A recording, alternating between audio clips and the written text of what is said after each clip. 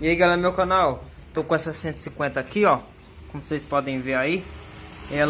O dono falou pra nós que quando acelera a moto, ele faz um barulho aqui no lado da embreagem. Aí eu desmontei aqui, a tampa e tirei essa engrenagem aqui, ó. Só que no momento não tô lembrando o nome dela, para trocar essas borrachas aqui, a borracha e a mola. Como vocês podem ver aí, ela fica aqui, ó. Ela tem a posiçãozinha corretinha dela.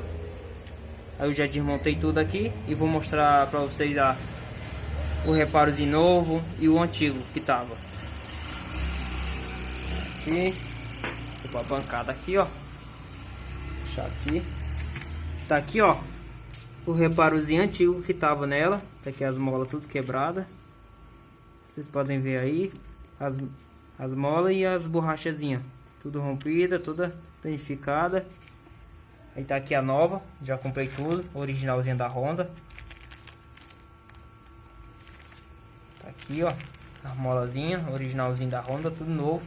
Que esse tipo de peçazinha aqui só tem que comprar original.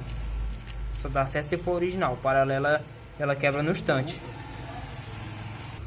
Aí eu vou terminar de montar aqui, deixar tudo na posiçãozinha correta, vou botar no lugar pra ficar show.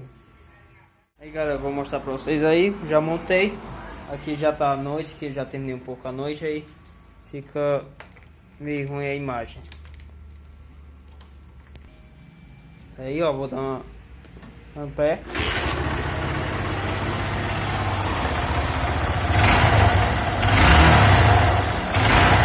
O barulho que tinha aqui saiu, foi trocado o reparo. Que quando acelerava a moto, ele dava um barulho aqui dentro. Barulhozinho aí feio que dava pra perceber. Aí foi trocado o reparozinho, como vocês viram aí. Trocado o reparo. Pronto, o barulho ficou, não tem mais barulho, a motinha ficou show de bola. Agora é só entregar pro cliente.